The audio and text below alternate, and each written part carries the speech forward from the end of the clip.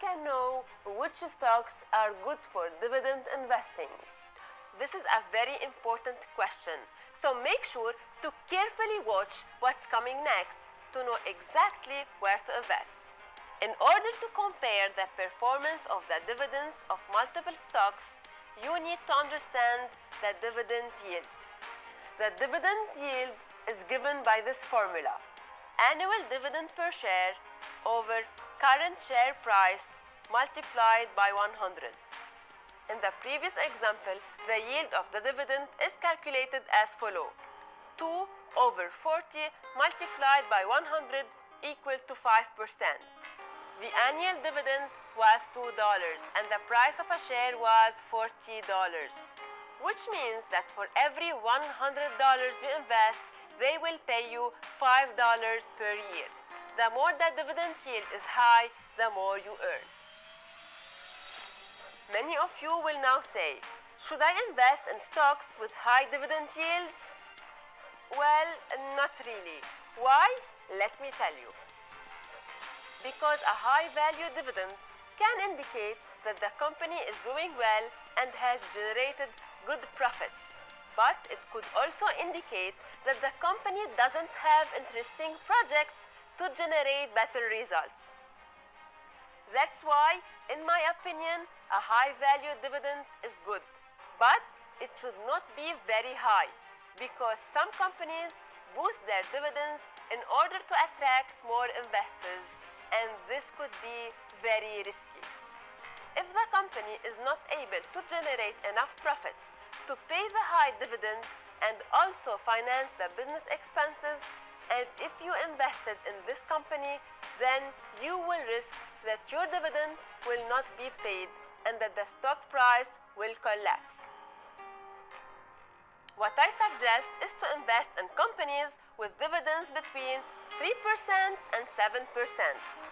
As a rule of thumb, a dividend yield below 3% is not that attractive, and a dividend yield above 7% might be risky. For example, if a company has a robust track record of dividend payments with an average yield of 5%, and under some circumstances, like a big recession or a financial crisis, a lot of people panicked and sold their shares, resulting in a drop of the stock price. If the stock lost 50% of its price, this means the dividend yield will double and will become 10%. In that case, that's the best moment to buy, because you will be buying stocks of a solid company with a great track record of dividends, and you will be buying them at a low price. Let's take a real-life example of a solid company with an impressive dividend track record. Let's examine in depth the dividend of ExxonMobil. For those who don't know, ExxonMobil is one of the top 5 oil and gas companies in revenue in the world. Let's analyze some data and see the evolution of the dividend of ExxonMobil from 2001 to 2018. The first thing we notice is that the dividend of ExxonMobil is increasing every year. Even in the dot-com bubble in the late 90s and even during the global financial crisis in 2007 and 2008. This indicates that ExxonMobil is an extremely solid company, because even during the most difficult moments in the financial market, they kept generating profits, and not only this, the dividend value they allocated to the shareholders increased with time. Wow!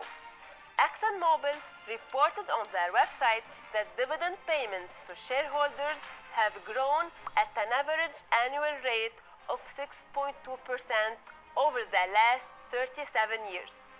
Let's check some facts.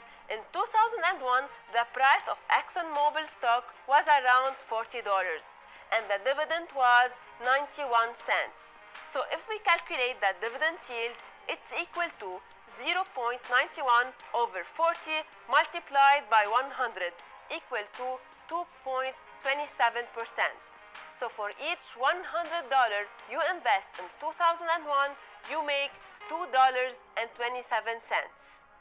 If you hold your stock until 2018, the dividend is equal to $3.23. But remember that you invested in 2001, so you bought the stocks at $40. If you compute the yield you earn in 2018, it's equal to dividend in 2018 over the original price of the stock, which is equal to 3.23 over 40 multiplied by 100 equal to 8.07%. So for every $100 you invested in 2001, you made $8.07 in 2018. Wow, this is almost 4 times the dividend that you got in 2001. Let's crunch some numbers.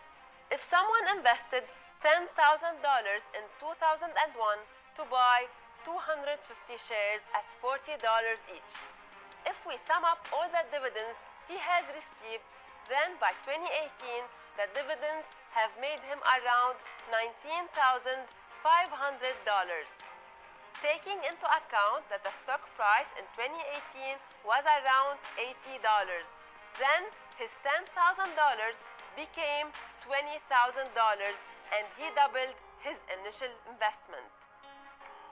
To sum up everything, the $10,000 invested in 2001 have become in 2018 $39,500. The initial sum of money that was invested is almost multiplied by 4. The guy could have become a millionaire by now had he invested $250,000 back then. To conclude this video, dividend investing is one of the most underrated investment strategies.